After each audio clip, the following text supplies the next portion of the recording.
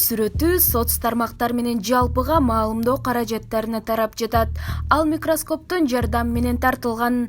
Кытай эл республикасынын көзөмөл жана профилактика улуттук борбору коронавирустун сүрөтүн сайтына жарыялады.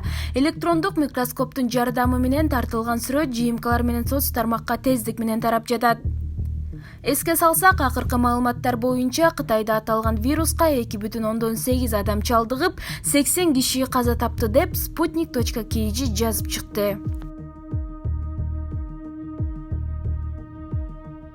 Спортко акча коюуга 1xbetти сунуштайбыз. 1xbetте коэффициенти эң жогору. Бул тиркемени колдонуу өтө ыңгайлуу жана жеңил.